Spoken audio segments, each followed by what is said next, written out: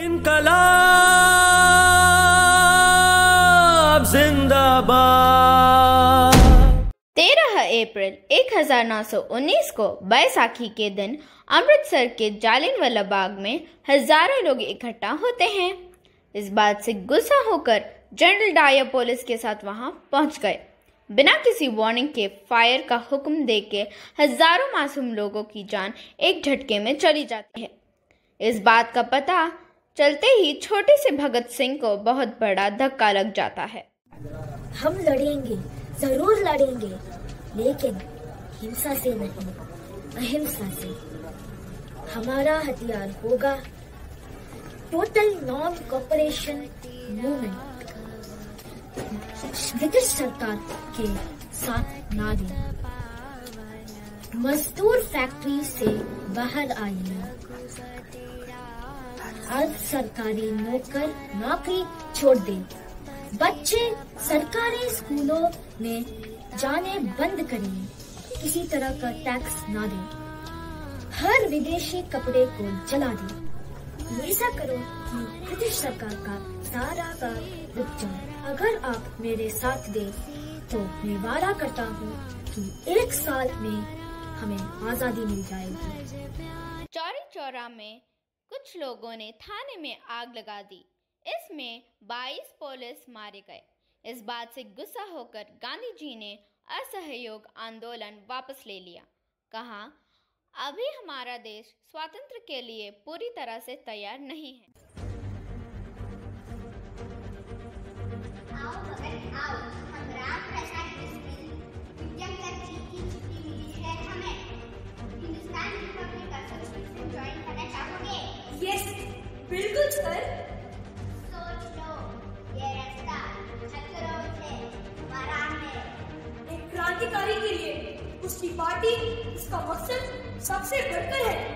फिर उसके जीवन ना कोई आराम, ना कोई खुशी, न सुख, न प्यार, न घर, न कुछ नहीं। अब हर तरह की कुर्बानी देने को तैयार है सर।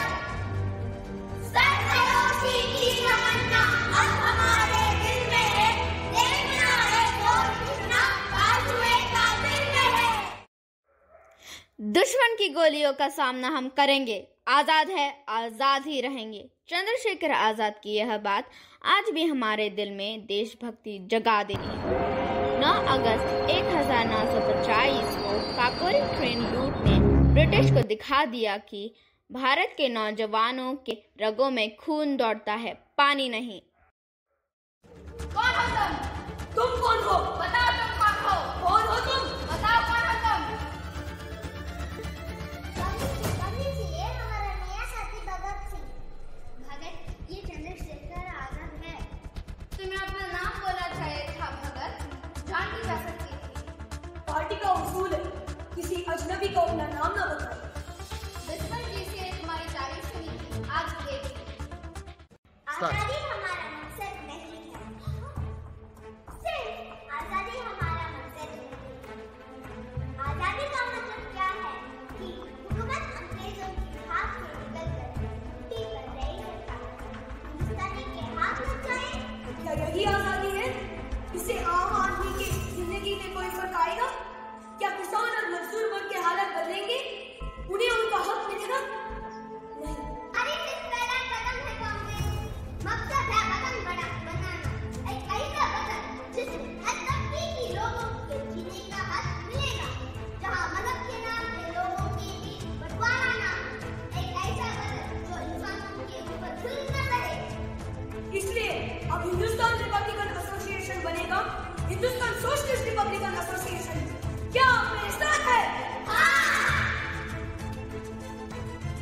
तो कांग्रेस, आज से हम ब्रिटिश हुकूमत के खिलाफ हमारा जंग शुरू करते हैं। हमारा पहला हमला होगा साइमन कमीशन पे। इस मोर्चे में हम लाला लाजपत राय के साथ खड़े होंगे। हिंदुस्तान सोशलिस्ट रिपब्लिकन एसोसिएशन जिंदाबाद! हिंदुस्तान सोशलिस्ट रिपब्लिकन एसोसिएशन जिंदाबाद! हिंदुस्तान सोशलिस्ट रिपब्लिकन एसोसिएशन जिंदाबाद! 1927 में भारत के सुधार के लिए साइमन कमीशन की स्थापना हुई, लेकिन इसमें कोई भी भारतीय नहीं था। साइमन कमीशन का विरोध पंजाब केसरी लाला लाजपत राय ने किया। उन्होंने लाहौर में एक जुलूस निकाला और सबसे आगे खड़े हो गए।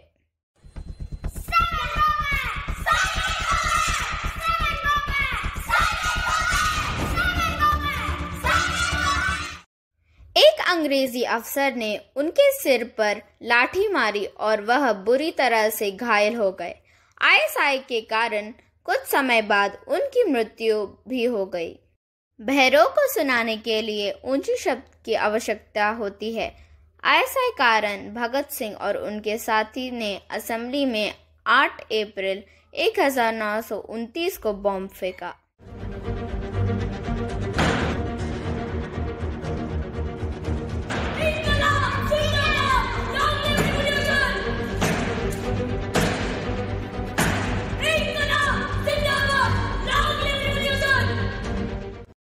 बम फेंकने के बाद बटुकेश्वर दत्त और भगत सिंह भागे नहीं, उन्होंने स्वयं की इच्छा से ही गिरफ्तारी दे दी।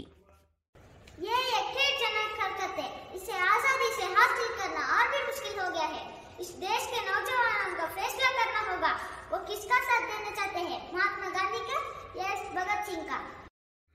इस घटना के बाद भगत सिंह और उनके साथियों पर मुकदमा चलता रहा, फिर उनकी गिरफ्तारी हो गई। अंत में एक क्रांतिकारी फैसला कोर्ट ने सुनाया। भगत सिंह, राजगुरु और सुखदेव को फांसी की सजा सुनाई गई। 23 अप्रैल 1931 को तीनों वीरों की जीवन लीला समाप्त हो गई।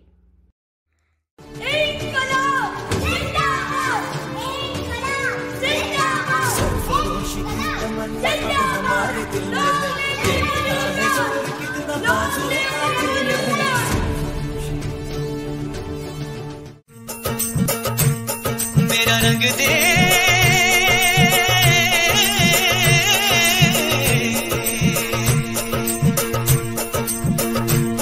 मेरा रंग दे बसंती चोला, माए रंग दे, मेरा रंग दे बसंती चोला, माए रंग दे, मेरा रंग दे बसंती चोला, रंग दे, रंग दे, रंग दे बसंती चोला, माए रंग दे।